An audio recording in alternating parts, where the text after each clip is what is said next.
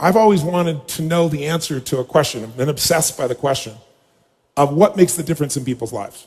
I was not popular in school. I loved people. So I was passionate about figuring out what's the difference in people. Why is it that some people are given everything? The type, they really do have parents that love them, that are there for them. They have tremendous educational background. They have all the economic resources, and they end up spending their life going in and out of a rehab. They had all the resources.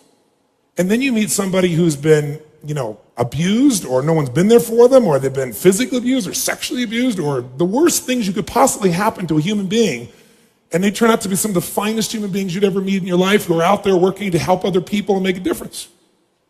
So we all want to believe that our lives have turned out because of our biography. And the reality is we can all find people with a horrible biography who have an extraordinary life, and we have people with an extraordinary biography who have a life that none of us would want to trade with. So what's the real challenge? And I believe that the challenge in relationships and in life in every area is emotional fitness. That it starts with how emotionally fit you are in a relationship. And there are patterns that make people emotionally unfit. There are patterns that make people frustrated. There are patterns that make people depressed. There are patterns that make people angry. There are patterns that make people feel sorry for themselves. And there are also patterns that make people compassionate, playful, physically passionate, emotionally strong. There are different patterns, and they stand out to you when you've been around that many people. So I've had now 50 million people get my books and tapes, but I've been with 3 million people face-to-face from 80 countries. And when you're around those many people, the pattern becomes clear. And I've been able to use those patterns, and that's what I want to kind of expose you to tonight. And frankly, I think these patterns are common sense. But, how many of you notice that common sense is not too common? Everybody's like, oh, yeah, that's simple. But, a lot of people say, I know this stuff. Well, if you're not doing it, you don't know it. You understand it. And understanding and $3 will almost get you a cup of Starbucks these days, It's really nice to understand things, but that doesn't change anything. You got to get in your body and actually do it. But I've learned enough of these patterns that now, over the last, 20 years or so, of the 30 years of my career, I'm the guy that gets the call when the fire starts. When the athlete is burning down on national television and something's got to be done right now to turn them around. And, I either get them or I don't. And for 30 years, I've gotten them. That's how I've built my reputation. And that you've got to produce results right now. And I'm able to do that because of an understanding of these need structures I'm going to talk to you about. Or I get the call when the child is going to commit suicide, or the adult. And in 30 years, knock on wood, I've never lost one suicide in 30 years. That doesn't mean I won't someday, but I never have, not one single time out of the thousands of suicide attempts. And it's again because of understanding these needs I'm going to talk to you about. I get the phone call, in the middle of the night, true story, and it's the President of the United States saying, Tony, they're going to impeach me in the morning. What should I do? And I say, could you have called me sooner? True story, So in the experience of looking to make those changes and looking at how to change, same thing in relationships, couples that are gone, the films that I wanted to make with Chloe, I said, let's not make films with couples that have troubles. Let's make couples that look like they've gone beyond the edge. By anybody's estimate, there's no way to turn it around. Because by that extreme, when someone watches the film, they look at their own life and they go, oh my God, these people can do it. And they did here, I could do it too. That's the contrast we want. But the basis of all that I do comes down to knowing that the difference in your life, your relationship, your physical life, your emotional life, any aspect of your life comes down to this sense of psychological strength or emotional fitness. And what I mean by that is this. Discipline never works long term. Never.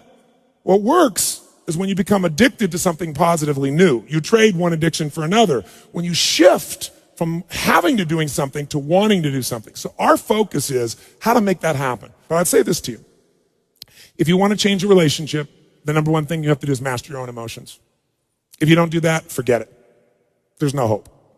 And what's wonderful, though, is it's easy to do if you know how. But none of us have been taught really emotional leadership. Emotional management is the very minimum, much less how to direct and shape ourselves. I don't mean faking your emotions. I don't mean pushing them down. I don't believe in positive thinking, although you may think that from watching, some of the media coverage. I am not into positive thinking. I'm not here tonight to tell you to go to your garden and say, there's no weeds, there's no weeds, there's no weeds, there's no weeds.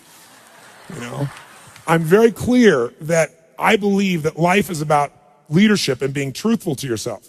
And so I believe, number one, that the mandate for any great relationship and the mandate for anybody to lead their own life and not be a follower is you got to see things as they are, but not worse than they are. Because that's where most people go. That's where they go in relationship. That's why they start to tear it down. That's why the relationship starts to break down, because people get scared when it isn't working out and then they make it worse than it is so they don't have to try.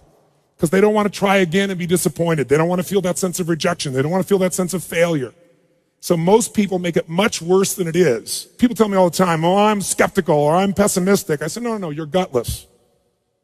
It takes no guts. It takes no courage to be a pessimist, to say it's not going to work, to try to find out what's wrong. What's wrong is always available. It's always what's right. So I'm not into positive thinking, but I am into intelligence. And intelligence says, see it as it is. Don't make it worse than it is. I mean, people all the time say, my problem is I'm big bone. No, you're freaking fat. Tell the truth. You know, what is this big bone story? You know, the only way it gets better is if you can see it as it is. Don't make it worse than it is. Don't try to make it so it's impossible to change. That's not true. It's not true at all. The second mandate, I think, to changing anything in your life, to leading your life, is once you see it as it is, not worse than it is, then you got to see it better than it is. Because that's the thing that's missing from most relationships. There's no vision.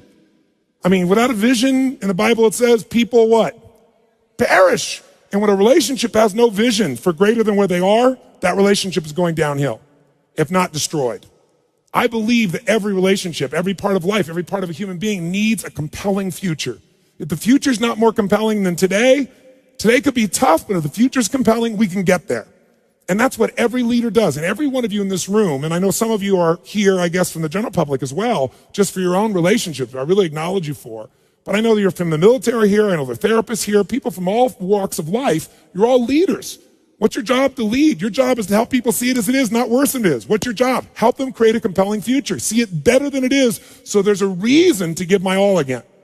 Otherwise, there's just no juice. There's no energy. Why? They'll go through the motions, complain with each other, not really believe it's going to work, and nothing will change. And then finally, the third step that we've all got to do if we're going to change our life or anybody else's is make it the way we see it. And that's where strategy comes in. I try to take things that are complex and make them as simple as possible. I've noticed most people in the psychological world try to make it as complex as humanly possible. Because it makes us feel so sophisticated when we can talk with all these complex words and elements and so forth, and we can really, we got our degrees and we're somebody. But you know what? That doesn't help anybody. So I look for a nickel word to get to the heart of something. I'm trying to take something complex and make it simple so that people really will apply it. And that's the focus here.